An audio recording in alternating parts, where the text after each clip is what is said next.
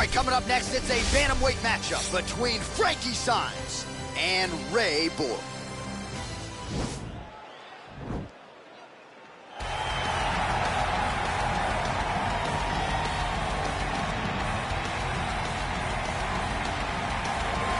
All right, so here he is, one of the more prolific takedown artists in the UFC at present. And when you get some praise from Daniel Cormier when it comes to your offensive takedown game, you know you're doing something right. And we talk about wrestlers and judo players and grapplers, but this guy just combines all of that. He is able to use foot sweeps from the grappling game. He's able to use throws from judo, and he's able to use wrestling from the wrestling game to take people down.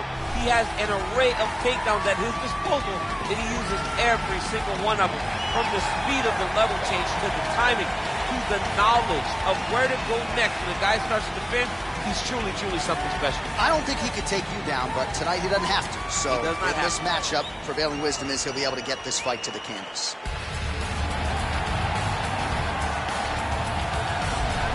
All right, here he is, for my money, might be the most well-rounded fighter in this division, a true mixed martial artist at his core, and he believes he'll have a lot of advantages in this matchup. Everyone talked about him being well-rounded. It's unbelievable to watch a guy that can do everything across the board at such a high level. Yeah, he's comfortable wherever the fight goes. Maybe he'll grapple tonight, maybe he'll strike. Makes him a hard guy to prepare for.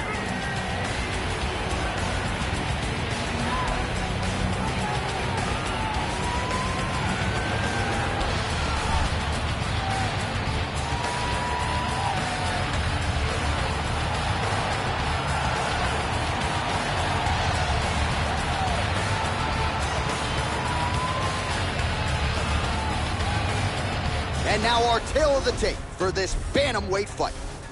More than a decade separates these two fighters when it comes to the age, with similar height and some differences in reach. All right, now for the official introductions, we go to the veteran voice of the Octagon, Bruce Buffer. Ladies and gentlemen, this fight is 3 rounds in the UFC bantamweight division. Introducing first, fighting out of the blue corner, a mixed martial artist holding a professional record of 13 wins, 5 losses. He stands 5 feet 4 inches tall, weighing in at 135 pounds. Fighting out of Albuquerque, New Mexico, USA, Ray, the Chaz Mexican Devil, Borg.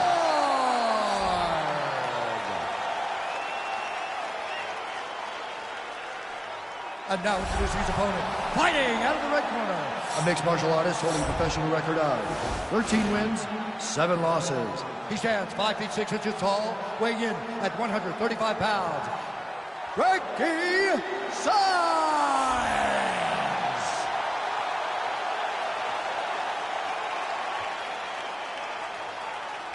And when the action begins, our referee in charge, Dan Murgliata. So Dan Murgliata shares the cage. You ready?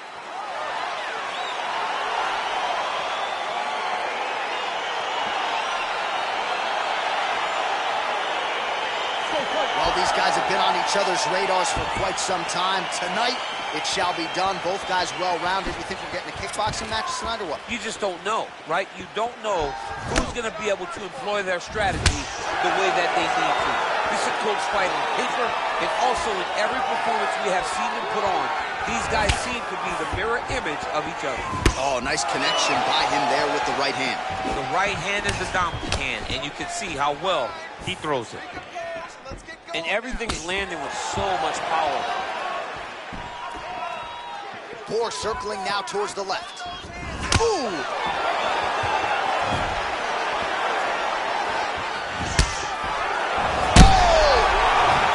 Oh, he's hurt bad.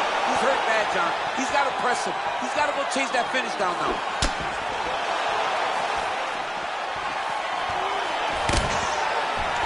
Oh, collar tied.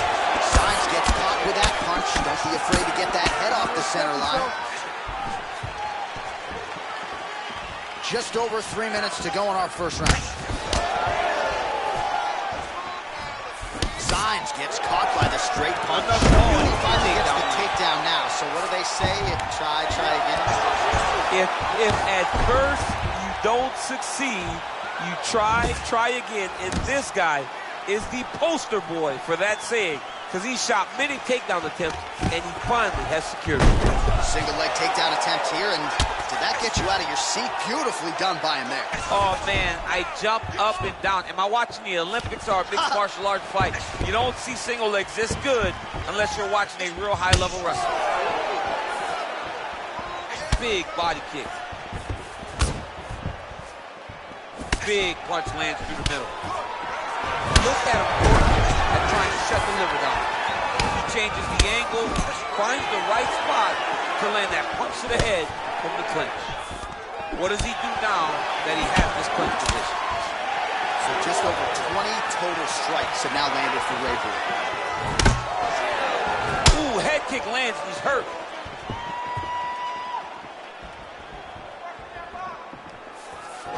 Oh, a huge inside leg kick for him. Oh, nice.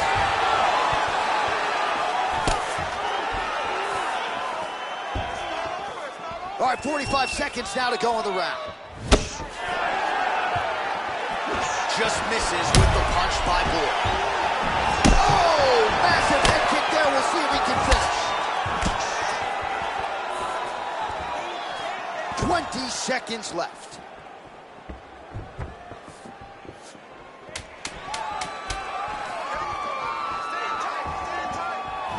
Kick to the body now. That will go. It's had a huge strike right there. I'm not sure how many more of these his opponent can take. Massive shot that he landed. Great job.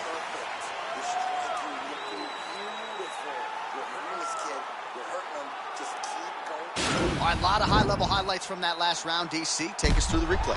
If he fought like this, I would be comfortable entering him into a K1 level kickboxing competition. He's that good at finding and landing those kicks at will. He needs to continue to do this as the fight goes on.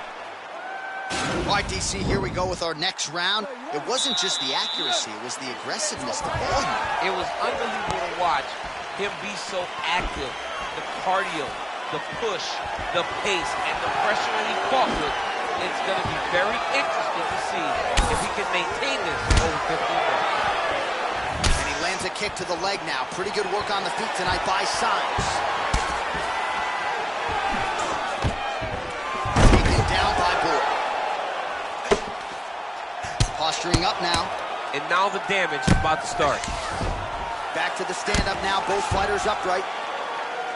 Man, how fun is this to watch as he continues to dole out damage with the ground and pound?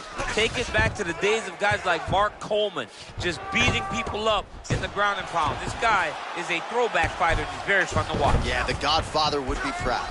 Working out of side control here. His opponent trying to control posture, but you got to be careful here. Well, he's more than content to work off of his back, DC, where he has been a magician in his UFC career. Now connects with a right. Well, there are few things more fun to watch in mixed martial arts than these type of transitions and scrambles on the ground. High-level grappling can really be entertaining. Under 3 minutes to go, round two. Well, he continues to manhandle him here on the ground. Now he's on top of him looking for the finish. Looks like maybe he's trying to get an arm underneath the chin. He's side to side, trying to get a bulldog choke. Oh, wow, oh! You don't see this very often. Most times it happens at a family barbecue. The only time we've seen it in the octagon is Robbie Lawler. This might just be a matter of time. Somehow stays in the fight. A lot of top pressure being applied here. All right, good movement by him here on the ground. He really is a master of these transitions. Oh, is he an active pursuer of the submission?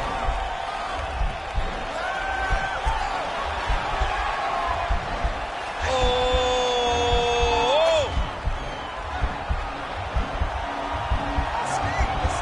Why is he not recognizing this right now?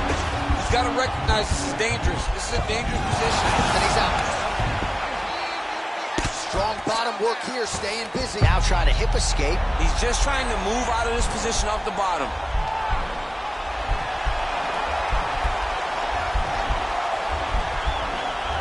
The Kimura is not the arm. It's the shoulder pressure that usually makes you tap.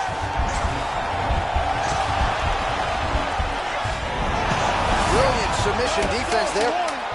Side control now, and certainly I would think more offensive options for the bottom fighter than in the half guard. Absolutely more offensive options, because now you can just start to get away. You can just go to a wrestler stand-up. Get to your knees, post your hands, don't allow him to get his hooks in, right? Really be aware of the hooks. But get to your hands, stand up, fight the hands, break away and escape. But it's so much more free-flowing than a half guard in the side control, because all you need to do is just get the opponent's body up, because his legs are just free to move. His legs are not controlling anything. His legs are just free, so you have more freedom to use yours.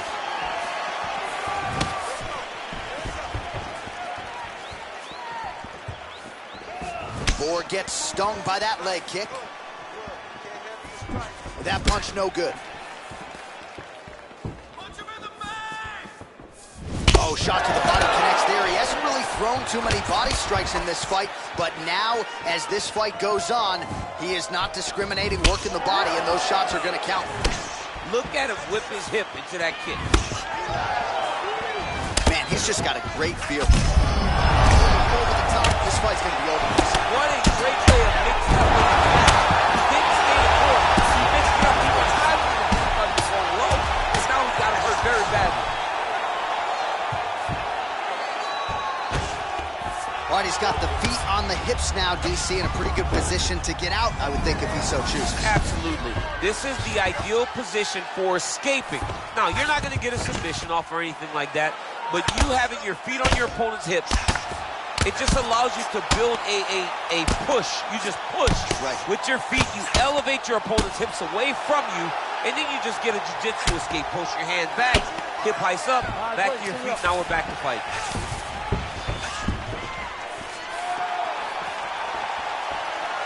Let's go, finish this, guys, come on. Now we're late in the game, and if he doesn't get a finish, this opportunity goes by the way. I mean, it's almost over. Right now, he's got to start doing everything he can find. Oh, that double leg takedown attempt here, and that is a good attempt as he gets the fight back to the mat. It's ideal. His ideal situation just happened. He got it on the shot, didn't have to put too much effort to finish. Great job. Well, his wrestling has been a great equalizer thus far in his UFC career, and gets the single leg takedown. And you know that it's his shot. It's his shot of choice, a single leg takedown, and he's securing it, and he's doing it and scoring it over and over.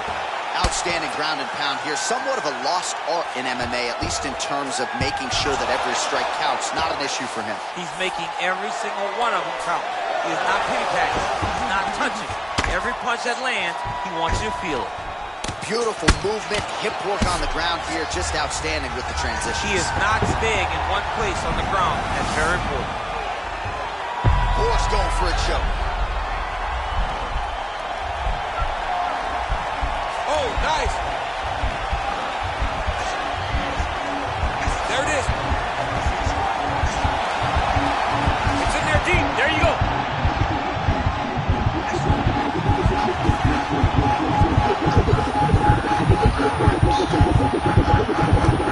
And there it is! Yo, wow! That was nasty! Woo! And to get the submission that late in the fight is most impressive, because you're dealing with sweat and blood and fatigue and a lot of different elements that play out over a 15 or 25-minute fight, but his technique didn't suffer, right? A lot of fighters, when they get fatigued, maybe the technique suffers a little bit. Not the case with this fighter here tonight. Locked it in and forced his opponent out of the fight. All right, let's take a look back at the replay as he gets it done by submission tonight, champ. I mean, you know, this guy has such a great submission game that you cannot lay in his guard. He's so skilled, he's so tricky, and he's so good at weaving a web that gets you lost in it, that he made him pay for it tonight and got the submission victory. So there he is, your winner by submission, and that's exactly how you put the rest of this division on notice. Looks like this guy could be a factor moving forward in this division. Ladies and gentlemen, referee Dan Mergliata has called a stop to this contest at 4 minutes, 36 seconds of round number 3. Declaring the winner by tap out, the Chaz Mexican Devil, Borg! Well, the celebration is on in his corner, and hard to blame these guys, sort of waiting to exhale, get a huge win tonight, and not just the win, but they get it by submission. They knew what they had in front of them. They knew how tough a competitor his opponent was, but they also knew that if they could get this fight to the ground, they could find a submission. They found a submission. He got his hand raised in the way that he loves the most.